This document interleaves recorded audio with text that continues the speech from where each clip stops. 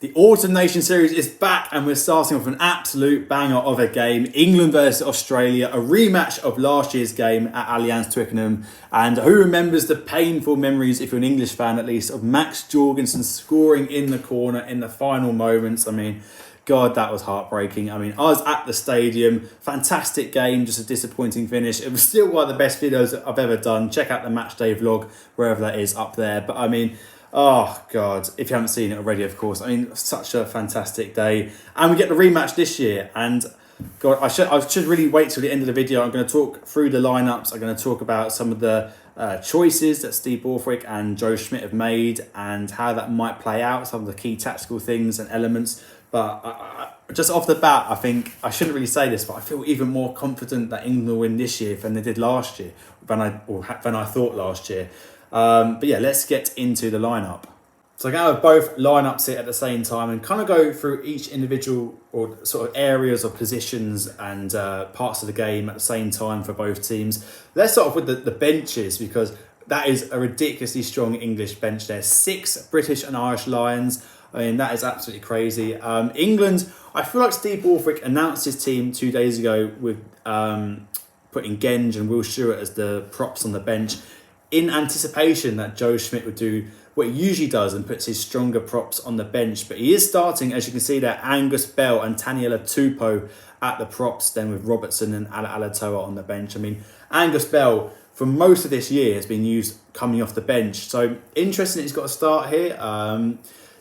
What do we read into that? I mean, is Joe Schmidt thinking Joe Hayes and Finn Baxter are more inexperienced playing at international level? Could Angus Bell and Taniela Tupou get a few scrum penalties potentially, and Australia build up a lead? Hopefully I think Joe Schmidt would be hoping they could build up a lead where even that sort of English bomb squad, or we need a new name, we can't have the bomb squad, English pride of Lions, British and Irish Lions, coming off the bench, won't be able to claw back that lead. That metaphor worked well. But yeah, what do we think? What do we think on that?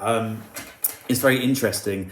Then the lock situation is quite difficult for Australia. Nick Frost and Jeremy Williams starting there. Tom Hooper, who could play lock, and Will Skelton are not allowed to be released from Exeter and La Rochelle, respectively. So that's a real shame. And it's a shame. We think we should touch up on that. I mean, James O'Connor, Len Ikitau, not allowed to be released from Prem clubs. And then obviously Skelton in the top 14 club of La Rochelle. And is this unfair? I mean, if you pay Exeter for them to release the likes of Faye Bosa and Henry Slade, whereas Exeter could say the Rugby Australia should pay us to release Ikitau and Hooper, and they don't. And maybe Australia should just not organise test fixtures outside the test window, especially ones of this magnitude. So it's quite difficult. But again, on the other hand, you can just say Exeter, you don't need Ikitau and Tom Hooper for a Prem Rugby Cup game or just extra training. So just let them go and have the spectacle for English fans, build English rugby. Hopefully it will improve Exeter in the long run. I don't know.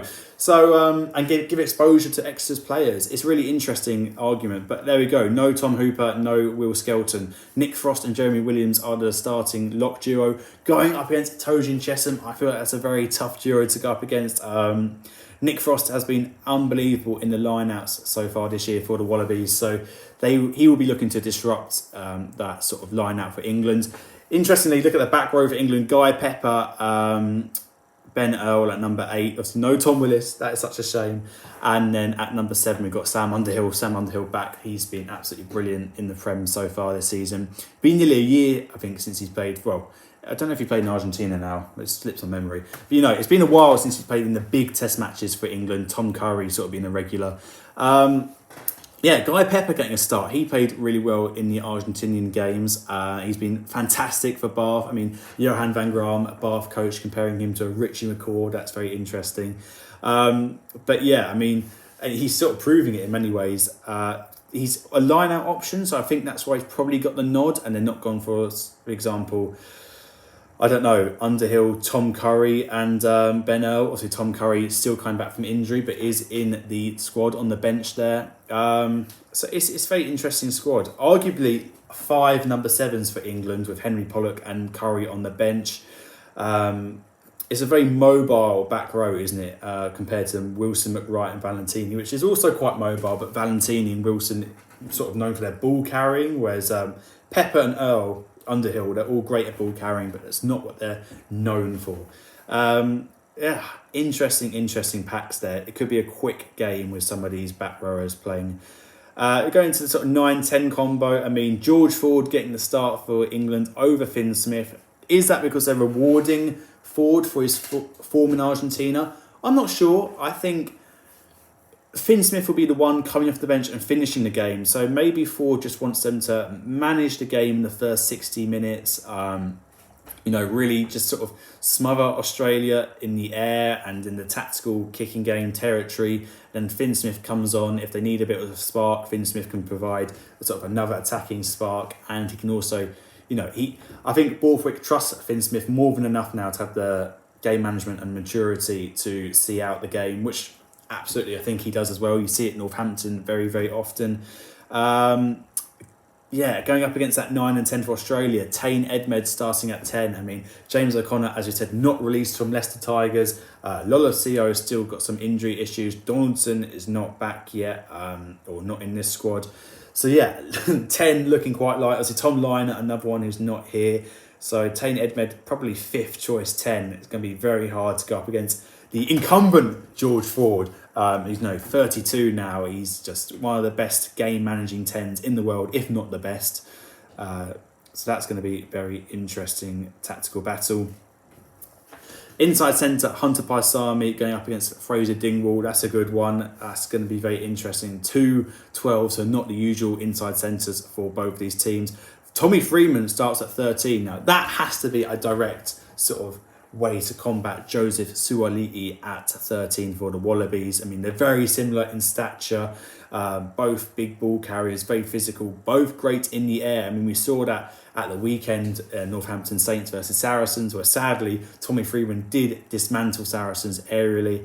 So that's going to be interesting. I know 13, not your classic aerial battle, but it's just good having lots of aerial options. And we'll get into the back three now for England, because that is what they're thinking. It's got to be. I mean, Freddie Stewart at 15, Tom Roebuck at 14, and Feo Boso. Roebuck, Stewart, and then Freeman at 13. 3 people in the air who are absolutely, arguably the 3 best in the Premiership. You could really argue that. I know there's lots of others coming through, but they are really strong. They'll be going up against Max Jorgensen, Kellaway, Harry Potter. You've got to think George Ford is going to be sticking the ball up, and there's got to be tap downs and catches from going to the English side there with Freeman, Roebuck and Stewart. Freo Boso not weak in the air either, so it's going to be interesting. Max Jorgensen is good in the air, but he's not a big guy. He is actually quite short. He's got to be under 6 foot, so going up against Tommy Freeman, Roebuck, who are about 6'4" each of them. Freddie Stewart 6'5"-ish. You've got to think the English game plan is to get the high ball wins. Harry Potter probably starting over the likes of Dylan Peach, who's played in Japan last week for Australia, because maybe aerially he is a bit bigger. Peach not bad, but I think that's why Harry Potter's in the squad. So it's a very interesting matchup. Going to be some crucial battles. Lukan Salakai-Lotto on the bench is going to be a huge impact sub, I think, for Australia. So would the likes of Alan Alatoa, as we mentioned earlier. Nick Champion de Crispy, hope I said his name right. He obviously captained last week for Australia, and he's still in the squad, which is nice to see. I think if Josh Canham hadn't got that sort of head knock last week, he might have been in ahead of him. And then, what's I going to say?